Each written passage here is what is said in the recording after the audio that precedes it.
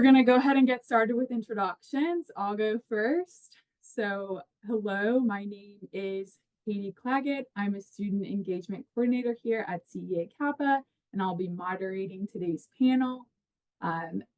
For our panelists, I'm going to call on you, each of you. Please share your name, your home institution, your major, and where and when you studied abroad with CEA CAPA. I'm going to pass it over to Jules to start us off. Hi, everyone. My name is Jules, and I'm a sophomore at the University of Michigan studying Industrial and Operations Engineering. I studied abroad this past summer in Prague, and it was the best time of my life. Awesome. Thanks, Jules. Drew, I'm going to pass it to you next. Hi, I'm Drew Hanghold. I go to school at Cal Poly Humboldt in Northern California. I study computer science, and I studied abroad at CEA CAPA Rome, combined with the hybrid program, John Cabot University. And I did that last year, spring semester. Awesome. Hannah. Hi, everybody. My name is Hannah. I studied abroad last spring semester in Barcelona, Spain. My major is management with emphasis in international business, and I go to Clemson University in South Carolina. Awesome. Lewis. Hi, everyone. My name is Lewis. I graduated last spring from Union College in New York. I majored in environmental policy and science, technology, and society. I studied in Sydney, Australia, just earlier last year, and I'm currently in graduate school now. Amazing. Thanks, Lewis. And Esther, last but not least. Sure. My name is Esther Bona. I attend Muhlenberg College. I'm a senior. I'm majoring in public health, and I attended CEA CAPA in London this past spring, and honestly, I loved it. Wonderful. Thank you so much to our panelists for introducing themselves. To get started, without further ado, I'd like to emphasize that study abroad is putting the study in study abroad. So I would love for you all to share a meaningful aspect of your academic experience while abroad. Jules, I'll start with you again. Yeah, so I took 2 courses while I studied abroad over summer. So I took linear algebra and then art and architecture in the Golden City. I really loved art and architecture in the Golden City because the class was structured in a way where we had class Monday through Wednesday, but every day was essentially a field day where we got to visit like a museum or like a historical site in Prague. And it just allowed me to like learn more about the history and culture of the city. And it was so cool. And like, it also allowed me to like meet all my class members and like collaborate with them on projects and stuff. And I also loved the professor. That's awesome. Professors abroad are on a whole different level from my own experience too. And especially architecture connecting to your engineering studies. I can only imagine how much that came to life for you. Hannah, your hand is raised. Yeah, an important aspect of my education abroad was definitely a class I didn't expect. So I had my major courses, my business, international business, but one was totally not, in my realm, which was teaching English abroad as a foreign language, and it was an elective. And I was like, that seems interesting. Let me learn about teaching English in a country that's not the main language. And it turned out to be something that put me onto a new path, which I'll later explain how I got involved in the community because of that class. So just going off the beaten path a little bit really was pivotal in my overall experience abroad, which I really enjoyed. And of course, the professor, top tier. Yeah. Awesome. Thanks so much, Hannah, for sharing about that. And I will certainly be circling back to you about involving yourself in the local community. So thanks so much for that sneak peek. Drew, go ahead and share with us about your academic experience abroad. I was really lucky to have a fantastic professor, Professor Smith, who taught food and culture in Italy. And one of the things that I look back at and I wish I had done was take an Italian language course. But having this course and supplement allowed me to learn so much more about seeing a new country through the lens of a medium that I'm a little bit more in touch with. Wine and food has always been a big passion of mine coming from wine country. And so being able to pursue that allowed me to like recognize that in a new context and bring it back home and share a lot of what I learned with my family. And it was one of the best ways to communicate my experience abroad with the rest of the people around me.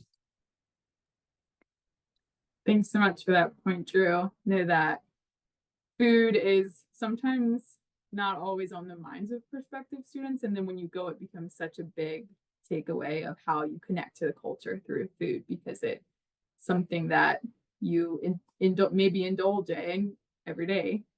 Awesome. Well, anybody, please feel welcome to share about your academics and your courses as we continue, if it comes up through other question responses as well. But I'm going to just transition into our next topic, which is about support and the ways that CEA CAPA supported you leading up to your program and during. So if anyone can please, actually, I'm going to go with Esther next and then Lewis. So Esther, can you just please share about some of the support you experienced from CEA CAPA program staff while you were in London?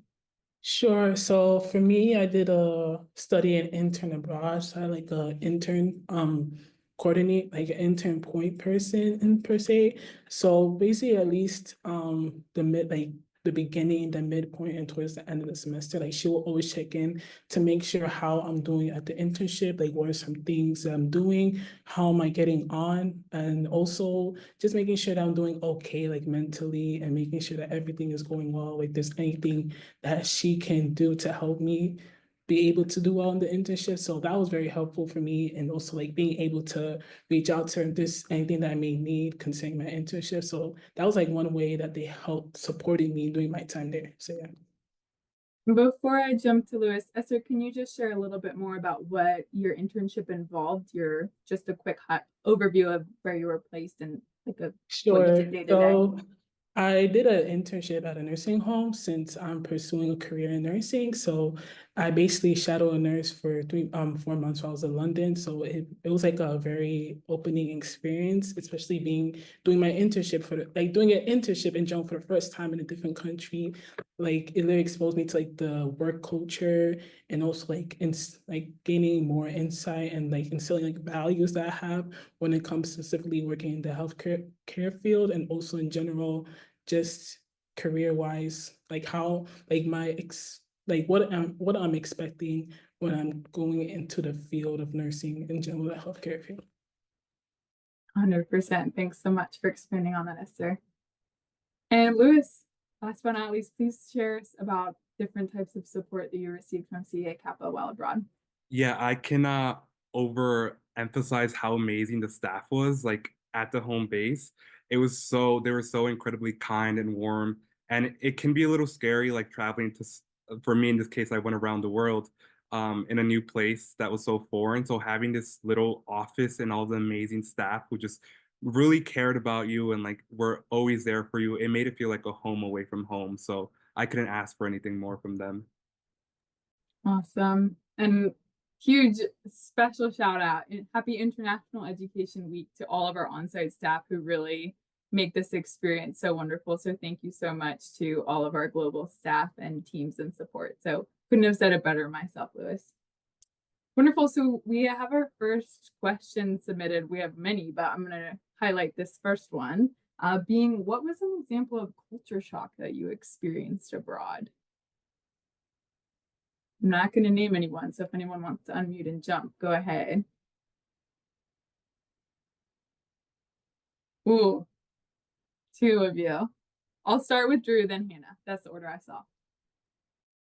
I think one of the things that going abroad, one of the things I had is I had studied 2 years in Canada for the beginning of my degree, and I had experienced a lot of culture shock there. And so I wasn't expecting to feel a whole lot going abroad in another country. But as soon as I got there and as soon as I was surrounded by that, I was suddenly aware of like how wild it is walking around in these beautiful places and just observing things.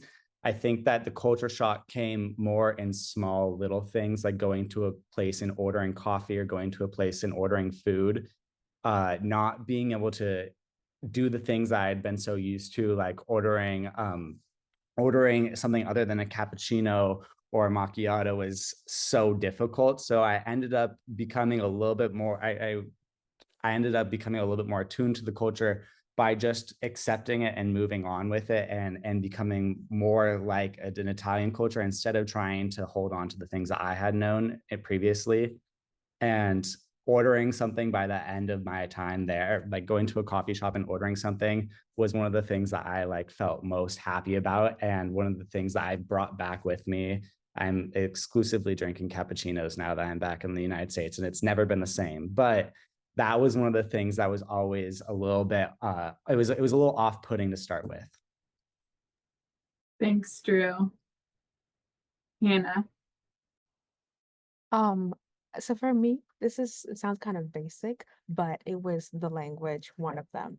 And I do not speak Spanish.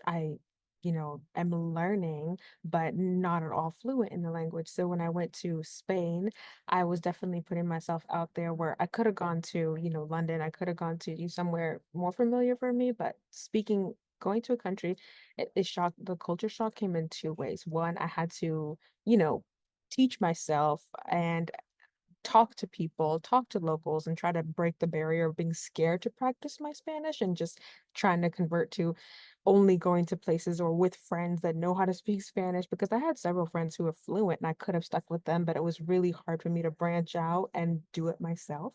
And then the other way it came as a shock as well is how many my preconceived notion was that there weren't going to be that many English speakers and that I was going to be struggling. But when I got there, it was kind of not that way. I didn't have to be that scared. There were a lot of people who spoke English. And when they heard me speaking English, they wanted to practice their English on me while I wanted to practice my Spanish on them. So it was just like this kind of meeting people in the middle, which surprised me. So I would formulate that as shock in both ways. I had to learn, and then I had to you know, realize and understand that they were also wanting to practice. So it wasn't as scary as I thought it was going to be.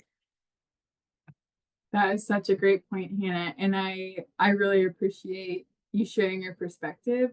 And I also think that it's an important takeaway as well to manage expectations if you're preparing to go abroad. So just as you mentioned, Hannah, is like, oh, I had this thought that there would be more, or they wouldn't speak as much English, or they might, but then when you go, you just have to go with an open mind and meet reality as it comes and adjust from there. Jules.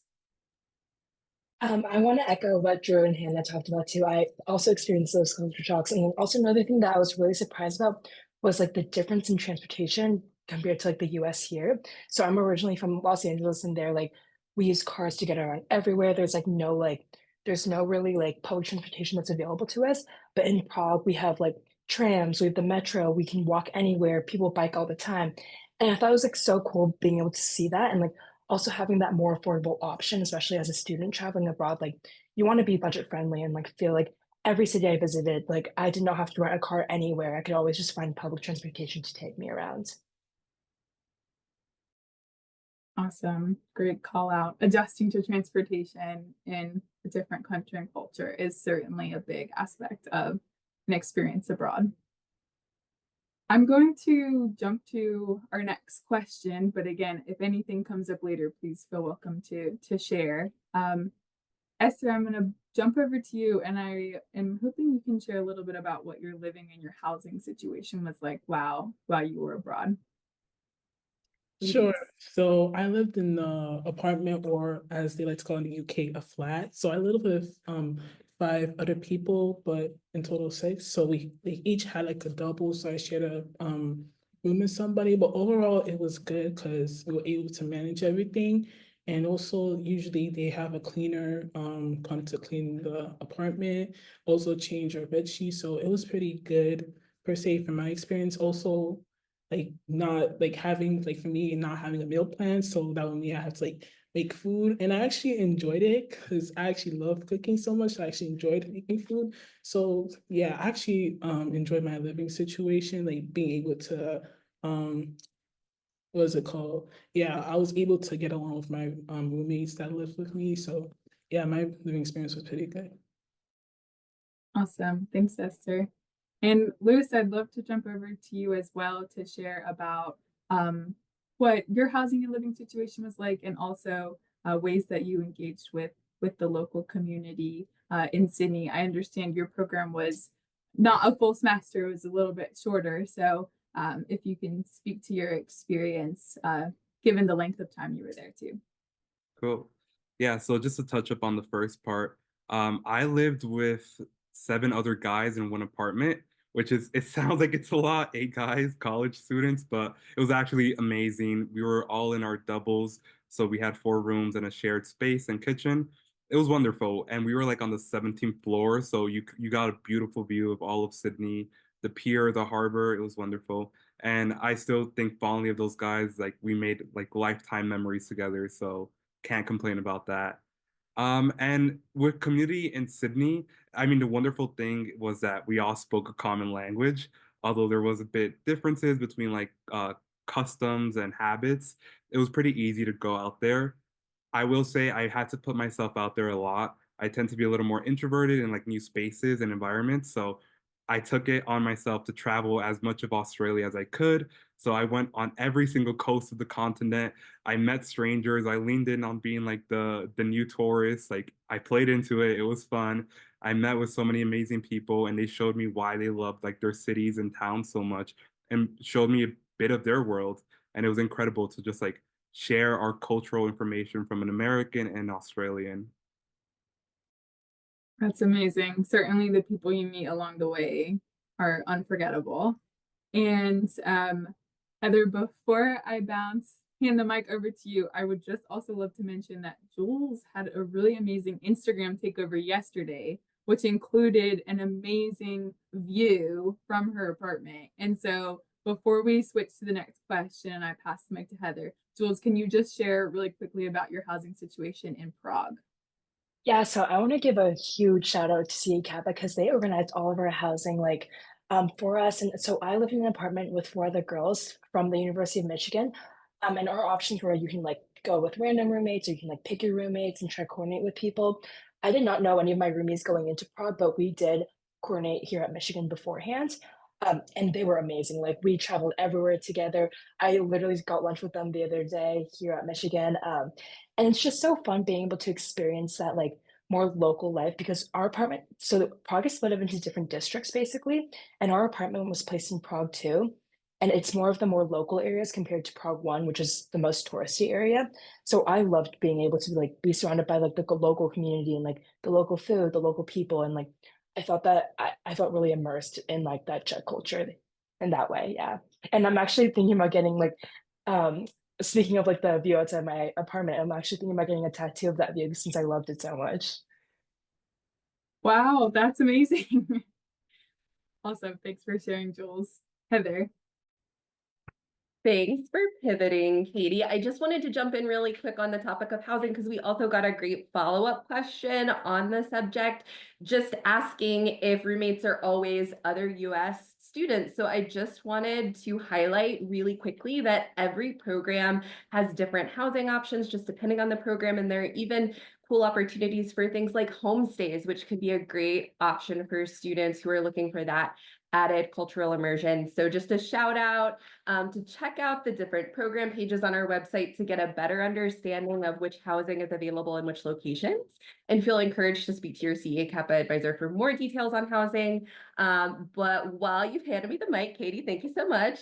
I'll jump in with another question, which is around health and safety. So the question was, did you ever feel unsafe in certain areas when you were abroad, and how did you handle that? So this feels like a great opportunity to highlight 2 things.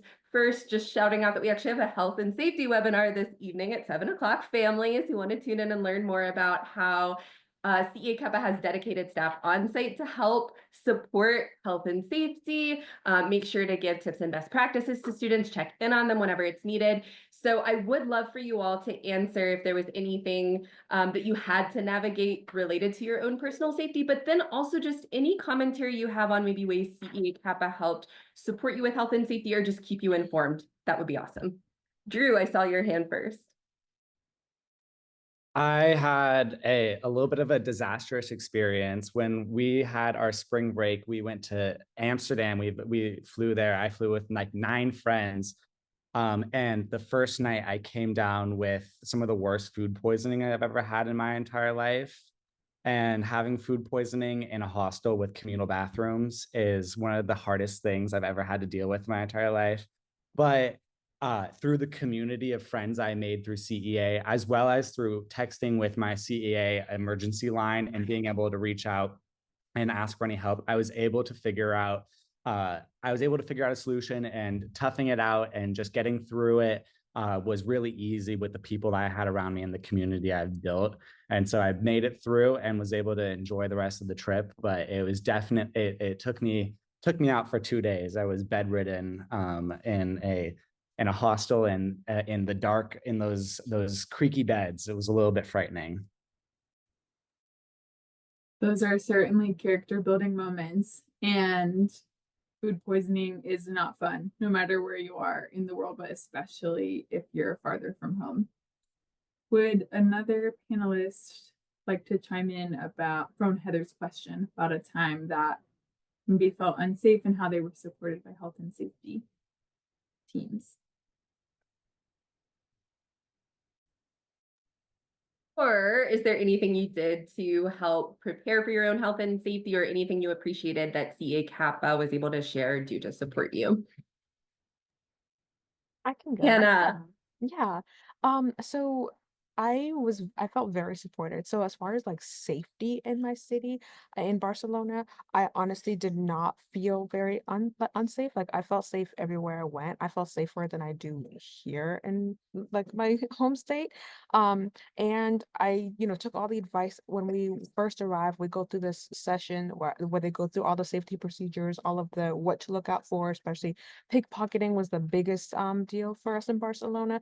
And just like taking notes and actually taking seriously what our advisors were saying in those sessions really helped, because of all my roommates, I had 3 other roommates, those 4 of us, and all my friend group, I was the only person who did not get pickpocketed. So I was really happy that I actually listened and took those precautions and followed through. So no complaints from me. I appreciated all the advice I did get. And then as far as health goes, this is one thing I wanted to highlight, how I appreciated the staff, because my first week on that like 7th day of being there, I had an emergency. I had a dental emergency that came in the middle of the night, and I was freaking out. But then I looked at the piece of paper you get when they give you your keys with all the information, and I was able to contact my emergency contact, and then they helped me get to an emergency dentist like at 5 a.m. They helped me with everything, and then they were checking up on me throughout the day. I had a number I could call. It was really helpful. So at no point in my study abroad did I feel alone or uncertain about anything, because everything was so thought out meticulously, and I really appreciated that. Yes, I had an emergency, but it was dealt with. So no complaints. Awesome. Thank you so much. And such a good call out that those orientations are there for a reason, to make sure that you have the most wonderful experience while you're abroad, but also that you are safe as of top priority. I'm going to pivot to the next question, and I'm going to direct this actually first to Esther and then Jules and Drew if we have time, specifically because I'd love to hear your perspectives as STEM-focused students.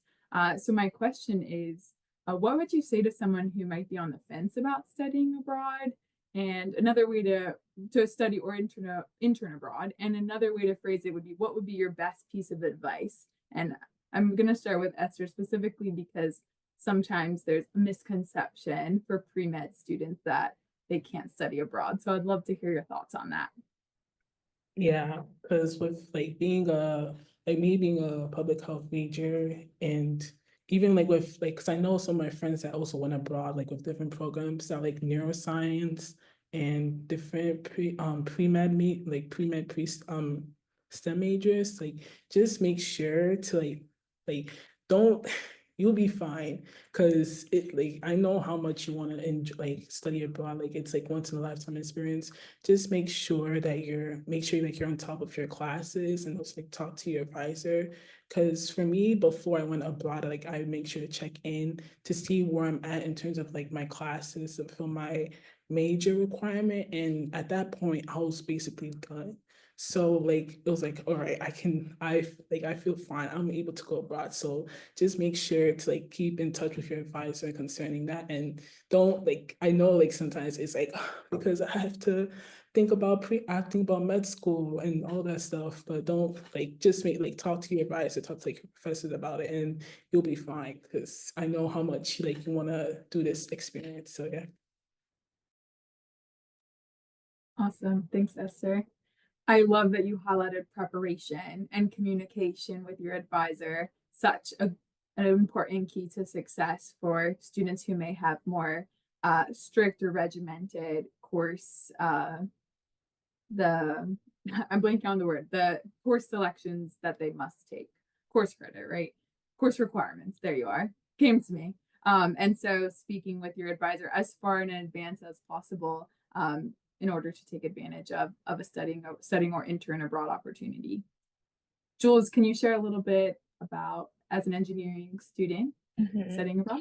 Thank you. Yeah, so I want to stress the fact that study abroad also furthers your cultural experiences and that combination between STEM and a global context that people might not get from their home university. And for me, for example, I loved being learning so much about different cultures and being able to see things from a different perspective that I'm probably going to minor in international studies now. And just because I loved that cultural aspect of it so much. And I will definitely be bringing all the skills I've learned abroad, into my future career, including being able to be independent, being able to be adaptable, knowing how to communicate well with people, even having that language barrier, things like that. I think really helped me, and I encourage everyone to study abroad. Honestly, it was such an amazing experience. I think that once you go and it helps you step out of your comfort zone and furthers your education. I highly recommend it. Awesome. Thanks, Jules. And such a good call out too, especially for more STEM focused students, that communication and writing skills and global competency skills, those are all going to be needed in whatever future endeavor they pursue as well. And we'll give that leg up. Drew, can I pass the mic to you to share as well? Absolutely. I 100% agree with Jules on that. I think that perspective was something that really refreshed a lot of my resentments about my major, because sometimes STEM can get a little overwhelming. I was really lucky that I had a lot of general education courses I had yet to have happen. So I was able to use all my course credits to achieve all my general education and have all that transfer over. But I don't know if CEA did this on purpose, but my roommate Logan was also a computer science major, and he was in the first year of his degree. So being there for him to help him through calculus and through other classes that he was having was really helpful. And it was that was where I was really in touch with the STEM side, was helping him succeed in things that I had done before. But also, I think attendance was really important for any student who is going abroad. And that was one of the things that really made it so that professors are there for you as long as you're attending courses, as long as you're communicating with them. So as long as you have a great attendance record, chances are you're probably going to do pretty well. That was the thing that I took away from it. Such important advice. There's so many things that might pull you outside of the classroom because there's so much immersive learning that goes on, but it is truly so important to go to class and to focus while you're there. So thanks, Drew, for that. I'm going to switch to our next question that we received, and I'm going to direct this first to Lewis and then Hannah. And this is actually about preparing your budget and your finances. So how did you prepare before you departed and to handle your finances while you were abroad? What were some steps you took to feel secure with that? Yeah, so thank you for asking me this. This was also one thing I wanted to bring up. If anyone was concerned about finances and that maybe being a barrier to studying abroad, please reach out to many sources. Like there's so much help that you can receive. So I was able to get extra funding from my school directly. I applied to external scholarships. So I was able to amass enough money to feel comfortable while being abroad. So if that is an issue, like I understand it, but there's a lot of proactive steps that we can take to find other ways of earning that. Um, but aside from that, it was also a little difficult because I didn't have like a meal plan. So having to budget for food and cooking. So that was really important to me to make sure that my finances were in check. I didn't do this per se, but one of my friends had an Excel worksheet where they had a bunch of calculations and equations in there. That's also a step. But really being aware of like how much you have and always, understanding that you can reach out to many people in dire times. Like CEA CAPA, your university will never leave you stranded or hungry. Like there are a lot of resources. So please look into those to see if there are any available for your trip. Thanks so much, Lewis, for highlighting scholarships and options for financing your time abroad. And I love that takeaway of taking notes from your friends, whether it's quite literally with Drew and you calculus bonding in Rome, or with Lewis, as you mentioned, a spreadsheet to stay organized. And Hannah, I'm gonna bounce it over to you to share about your experiences, but also for our panelists to consider about what this might have looked like for you in terms of how cash exchange worked, or even getting a cell phone plan. So feel free to expand this question into other more logistical ways that you adapted while abroad. Yeah, absolutely. So my mindset before leaving to go abroad, I only had one rule, and that was to not exceed a certain amount. So I think that was really important for me. I didn't have, an extensive worksheet to go off of, which I just didn't have time to arrange all that. So I just gave myself a number, and I was like, during my time, I'm not exceeding this amount, and whatever costs. So I knew there were gonna be groceries, I knew the phone, I knew the transfer rates, that all of that stuff. So that was important to me. Like, it was important to keep it simple with the rule I had for myself. And then when I went, I definitely had to do the phone switching. And then I just extended my personal phone plan at first, but then it found out that my carrier wasn't working over there. So I did have to go with a local brand in Barcelona, which really was cheaper than what I was paying for my phone plan at home. So it didn't affect my budget at all, which was great. There's other options. I just went with one. And yeah, I really felt like that was the only rule I had for myself, was to set the number. And then it'll add up, because you're going to want to go on weekend trips, you're going to go on. But if you have a number in your head that you can't go over, like I told myself the last trip, I was like, okay, absolutely not. I budgeted out and I was like, I will exceed the amount I came in with. And if you're more flexible than me, then, go for it. But if you have that, stay true to it, because you don't want to come back and then have to rebuild everything. I felt like that was important. That was my simple rule. Just, there was a number in my head. I didn't want to exceed that. So I planned everything else accordingly. Awesome. Thanks so much, Hannah, for sharing about that. So I'm going to jump into our next question, and I'm going to open this up to whoever would like to share. But I would love to hear about immersing yourself more in the local community. So Hannah touched on this with volunteering, so I'm happy to circle back to dive deeper into that. But I'd love to hear from our panelists as well about memorable takeaways to being immersed in the local community. Esther. So one thing that really was literally the highlight of my London experience was my church family. So I'm a Christian, and with my church has different branches globally. So I was able to find one in London, and through that, I was able to have I literally have friends, my church friends in London, so being able to stay connected to them. And it was just, basically because I'm also Ghanaian, so it was a great way for me to connect with my culture as well. So literally that was mainly my highlight, and it's literally building so much connections. Literally my last Sunday before I left, we went to an outing. We had so much fun. It was just like being able to like connect yourself with other people as well. So that was like kind of like that was like my number one highlight overall when I was in London. So yeah. Awesome. Thanks, Esther. Hannah, can I pass it over to you to share more about your experience in the school?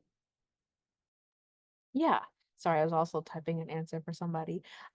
So my experience like in the community or my classes, yeah, to touch back on what I said earlier about my favorite class being my elective class. I'm a business major and I'm an undergrad as well. Taking this elective class was teaching English, how to teach English as a foreign language. This class, and I don't know if it's for all the countries where you go study abroad, the CEA CAPA offered extracurriculars like sports. Along with sports, there was also volunteering. That's when I got involved in the local community, and through this class they were like, it's optional, you can go and volunteer to teach English at a local at a local school. So I was like, let me sign up. So they do a quick background check, make sure you're good. And then I was placed in an elementary school, and from there my whole perspective of being abroad changed, because communicating with the children and then the teachers who are teaching this community, they are what makes it, I feel like. It was incredible. Not only did I learn from the children, I was learning all of their, like, for holidays and stuff. The teachers were all prepping for whatever holiday was, so I would learn about that, why they celebrated it. It really enriched my experience to learn from these kids. Like, I was there to help them and tutor them in English, but they taught me so much more than I could ever parlay to them. It was amazing. And then connecting with the local teachers as well. We got lunch afterwards. I was like a friend, and I still communicate with those teachers today here after my abroad. So that was a great way to connect with the community. So if you can volunteer, I highly recommend it. Thank you so much for highlighting volunteering opportunities while abroad. It's a great way to immerse. And before we jump to our next question too, I would love to, Lewis, actually put you on the spot, because we had a specific question from somebody who's going to be studying in Sydney this winter. So excited for that person who's joining us tonight. Lewis, can you just touch a little bit more on what it was like to live in a local community during your time abroad, please? Yeah. Well, first of all, I want to say I'm so jealous of you. I want to go back so badly. You're gonna love it. Um, it wasn't super difficult. I think it seems a little scary to us when we're gonna enter a new place, but truly the people in Sydney are amazing. You just like put on a smile, and I hate how cliche and like simple that sounds, but everyone was super easy to go up to and talk to. Um, I found a lot of people. We hung out. It was amazing. I'm just trying to think of like specific points, but really just understanding that you are going to be different, but there is commonality between you all. So the more you talk, the more you engage. That's just how you build those connections, and it's not as scary as it sounds. And if you're with your friends, it makes it a lot easier. Yeah, I mean, I have to think more about it, but it's wonderful. I'm super excited for you. Thanks so much, Lewis. And we're gonna move to our next question, which is, how did you pack for your time abroad? So potentially needing a power converter, I don't know which country you're going to, or is there one thing that is like a must-have, or what was your must-have that you needed to bring with you and you were really glad that you had? Or alternatively, when you got there, you were like, oh, I really should have packed this. Lewis, go ahead with your hand raised, and then I'll bounce to Jules next. Cool. So yeah, just going off Sydney, bring lots of shorts, bathing suits. It's hot. It's summertime there, even though it's winter for us here in America. And depending on how long your program is, it does actually get chilly. I wish I had known that. I would have packed a few like sweaters and maybe sweatpants. So I was a little cold towards the end. So absolutely do that. And then you have to bring the power converter for whatever appliances you have. Awesome. Thanks, Lewis. I'm gonna go to Esther next. Adding to what Lewis said, bring a power converter, because you will definitely need that. Because if you forget, then you're gonna have to buy one once you're there. Also, a power bank, because you're going to be traveling a lot, you're going to be using your phone to take pictures. And I know how much you guys want to post on social media, sharing your experience abroad. So it's very, very, very important to buy a power bank because you're definitely going to need that one. For sure. Great tip. Jules, what's a must-have pack for you?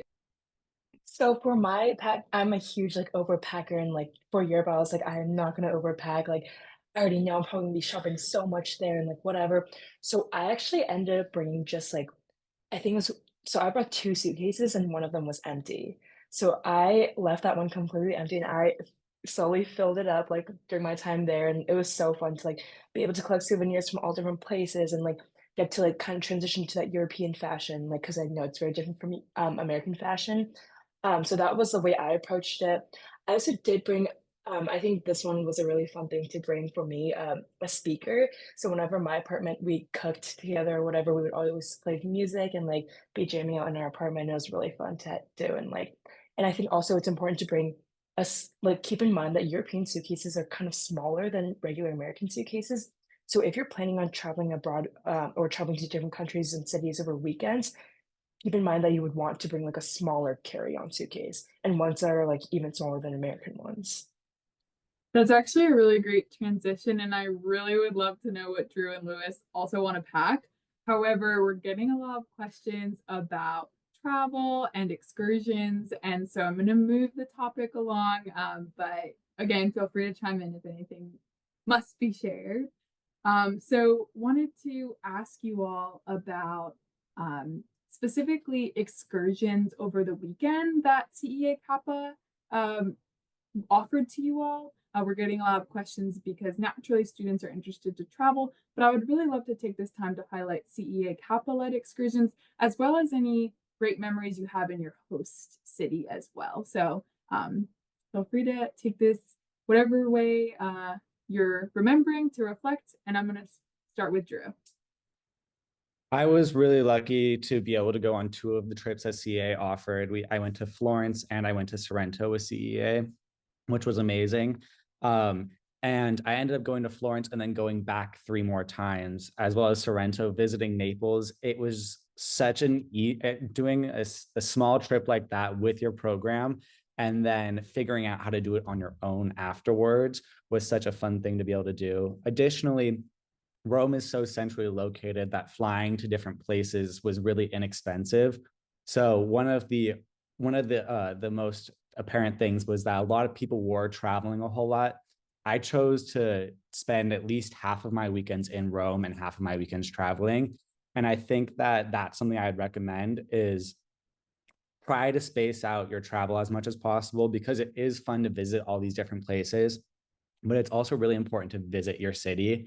We did trips that other students didn't do. We did like challenges like riding the subway line to the very end of the line and exploring the location there, or doing Get Your Guide or Viator and finding inexpensive things. Like one of the things that we got to do was go to a local lake and go kayak on the local lake beneath the Pope's summer house, and finding all these little small things to do in your local community was one of the harder challenges to be able to figure out, but some of the best experiences and the things I look back on the most with as most joy.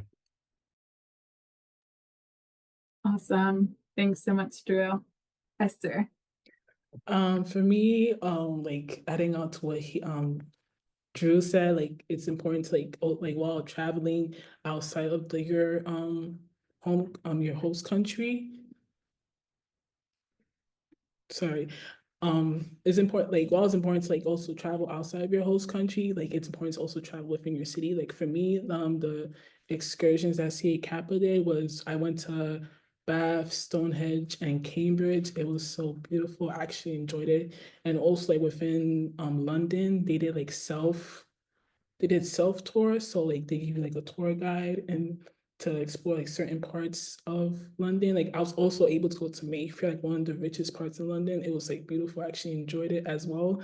And I believe it was Kensington Palace as well. Yeah, it was amazing also. And I believe like I wasn't able to go to that trip, but I think it's Greenwich, like going on the boat tour. I heard from some of my friends that it was amazing. So take advantage of those excursions because it will help you to learn more about the city that you're in. Awesome. Thanks so much. And I really appreciate both of you sharing about how beneficial it can be to just stay in your host city as well, because there's so much learning that comes from that immersion. Before I move to the next topic, Hannah, Lewis, Jules, would either of you like to share about a memorable excursion moment? It's totally okay if not. I know that I'll go to Oh, Hannah. And then oh we'll yeah, just real quick. Our first experience was to Sitges in Spain. And that is where not only did I learn a lot about like the wine country there, but it was like that whole trip took all day, obviously. And that's where I met most of my friends that I later on would travel to other countries with.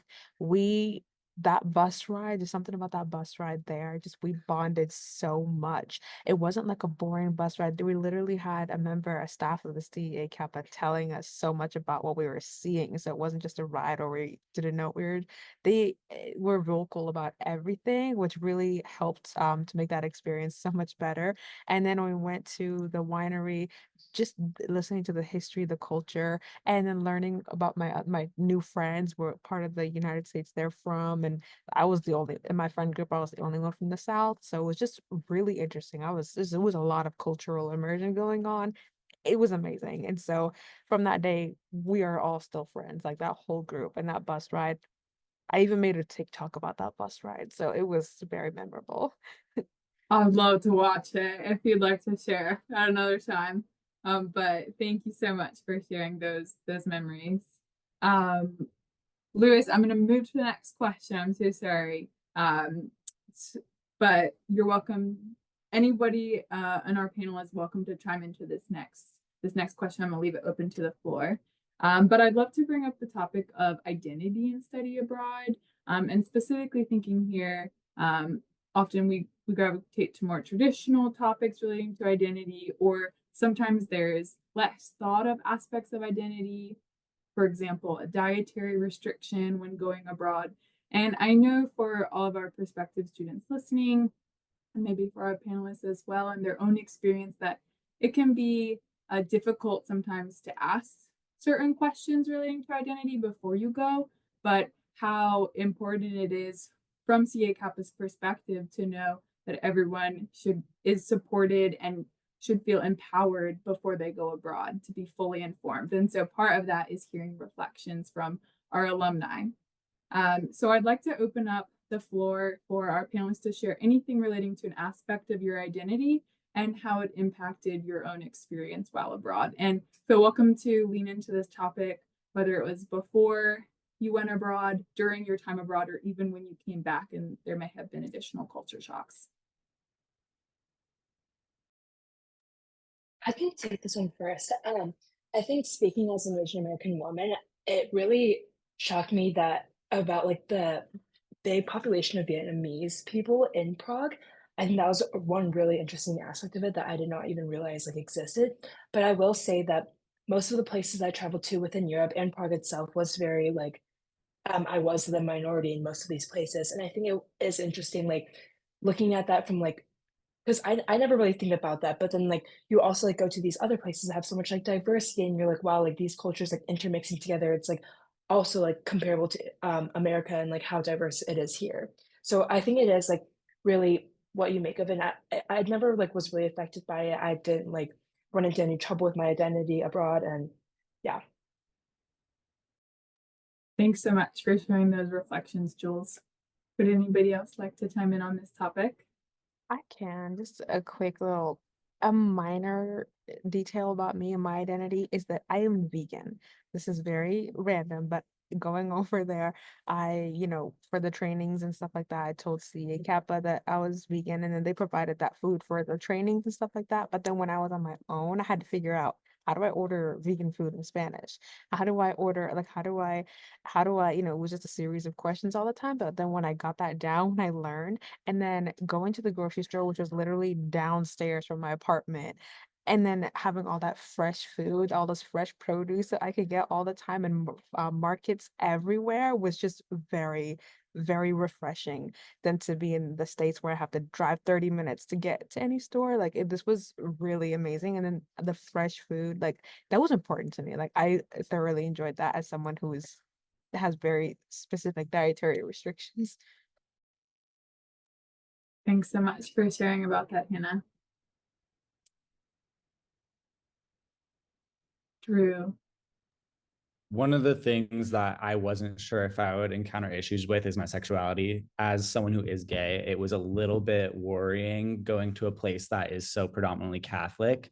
And I was just kind of stunned by how accepting that community is. I ended up going to some of the masses with friends in the Vatican and in the Pantheon, and realizing how much of my preconceived notions from the US have been passed on to religion and those kind of things. And so gathering that new perspective allowed me to honestly find a lot of new foundational points in my identity, and really made me create a new idea of who I want to be as a person. Awesome. Thank you so much for sharing. We're getting to the end of our time together. So I want to wrap up and just lean into a final piece of advice. I know that our panelists here have experience as alumni ambassadors on their campuses, their respective campuses, which is a professional development program that we offer to our alumni. So I would love to just hear almost an elevator pitch, 1 to 2 minutes from each of you to wrap us up of your best piece of advice to give to someone who is either about to embark on their journey or is considering to apply. Who would like to start us off? Lewis? All right, so I think I was thinking about this deeply, so I wrote it down. My advice to you would be to embrace the not knowing. You'll hear time and time again how transformative and amazing studying abroad is, but you really won't know that feeling until you have experienced it yourself. And this might be scary or exciting, either or, and that's okay. You don't have to know everything. You shouldn't. That's the beauty of traveling abroad, is that no one's person or journey will be the same, and it'll all make sense afterwards. So please consider traveling abroad with CEA CAPA. Thanks so I much, want to Lewis. follow up that. So Jules. my advice is very similar to Lewis, because I was a summer blogger while I studied abroad, and like so I have done a lot of reflection on my time there. And like my first piece of advice for everyone was like be ready to adapt to change. Study abroad, you will run into challenges. I think like my travel back home from Amsterdam, I had to be on a train for like 20 hours. And like that's just something you have to deal with. But it's like part of like the character building and that experience that you get. And like those are the most like memorable experiences that you'll leave with. And one thing that you can do to prepare for that is like doing your research. And I think that doing your research before you go to your host city, before you go and travel in other places, is like make sure you don't go in blindsided, and like make sure you know like the culture, and be wary that like it is going to be very different from where you're from here. Definitely be ready. And yeah, those train rides, experiencing different types of public transportation is really something to be ready for and to embrace, let me tell you. We're going to go Hannah, Drew, and then Esther. So for my advice for studying abroad is that don't go there with any preconceived notions of what you think it's gonna be like. Don't let any of your anything that you identify with here in America stop you from not being able to identify with that when you go abroad. And most importantly, enjoy like every moment. Like I for me, I think I like want to emphasize to not go to as many countries as you can. I know that sounds really weird, but like really enjoy the country you're in, because when I look back at my time in Spain, I wish I spent more time in Spain, because now I'm looking at all the Instagram posts of everyone who's there and I'm like, I didn't go there and that's in Spain. I didn't do that. I didn't go to that coffee shop. No, I can't go to thing, but I really encourage you to spend quality time in that country. Make sure you know like as much as you can and also experience other things, but really prioritize your country because I do regret that. And that's what I would do differently. So go in there open-minded and really enjoy every moment. I love that. Thank you so much, Hannah. Drew. It's been touched on a little bit throughout the conversation, but the people you surround yourself with, the community you make of other students who are studying abroad was some of the most valuable experiences while abroad. I still am friends with everyone and we are constantly keeping in contact. I think that it's such a unique experience, both in good ways and in bad ways. And having those people from the United States that you can talk to and you can rely on, you can share those experiences with is really valuable. The other thing that I'd recommend is document. My thing that I did is I had a whole separate Instagram account and my goal was to get to 100 different posts on my Instagram account and I succeeded. I had friends who did huge scrapbooking and had an accordion fold scrapbook by the end of it. Finding little ways to remember your trip is really important. Coming back with the reverse culture shock, that was something I wasn't expecting. And being able to see that documentation and remember my time abroad and not have any of that slip my memory was really important to making myself a little bit, or to reducing that reverse culture shock and becoming a little bit more acceptable into the United States again. That's such a great piece of advice and great call out too, to really remember and fully soak up the memories you're creating in the moment. Esther. Yeah, just one piece of advice. You're gonna step out of your comfort zone because you're literally in a whole different continent, a whole different country. So just be expecting that you're not gonna be used to, like, you're gonna be in a whole different culture, a whole different environment. So like what everyone said, be open to these experiences, be open to these new things that you're gonna try while you're staying there because you're gonna be living like a local. So might as well be immersed in the culture. And honestly, like what Hannah said, like take the advantage of going to different places in your country. That was one thing I would have done. I would have like gone to Scotland and Wales, like hopefully next time whenever I decide to visit UK again. But yeah, take advantage, literally take advantage like of the time that you're abroad because time fly by. And just like literally yesterday looking at the question, I'm like, dang, like really I was in London and also like basically yeah, just like what Drew said, documenting everything because I took a lot of pictures and videos. Like my phone storage is almost like my phone storage is almost full because of all that. So yeah, that's just my advice.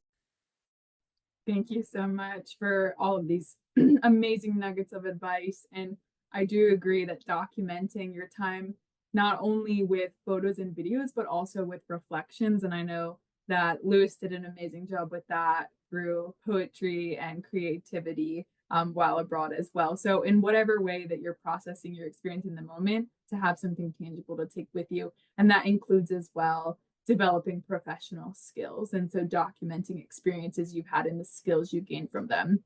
I would love to have another hour with you all to talk further about skill building, but unfortunately we are just at the hour and we are going to wrap up.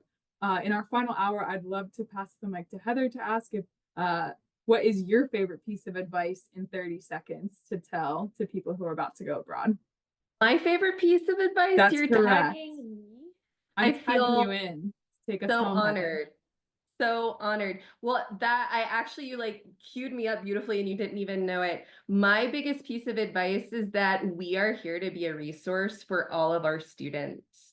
So if we didn't answer your question as fully as you were looking for today, if you need even more nitty-gritty details on budgeting or preparing for phone plans, that's what we're here for. So I encourage you to reach out to your CEA CAPA advisor and really lean into our on-site staff when you're abroad for things that you need. I know sometimes it can be hard to ask for resources, ask for help, ask for support, but we are here to empower you to really make your study abroad experience everything you are hoping it will be, and to help you achieve your personal, professional, and academic goals for your time abroad.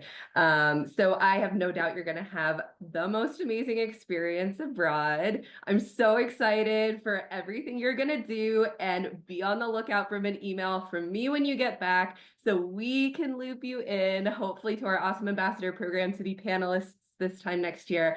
But I also just have to emphasize, this has been amazing, y'all. Jules, Hannah, Lewis, Esther, Drew, thank you so much for your time and your expertise. I've already seen a lot of excitement from folks who can't wait to share this recording. So really, really appreciate your time. And thank you to all of our attendees for joining as well. We will send out a recording of this after to everyone who registered, and we'll drop contact info for our awesome panelists. So if you have follow-up questions, please feel encouraged to reach out. Amazing. Thank you so much for that conclusion, Heather. And thank you one final time to our panelists for taking time today to share. I hope everyone has a great rest of your day, and happy International Education Week.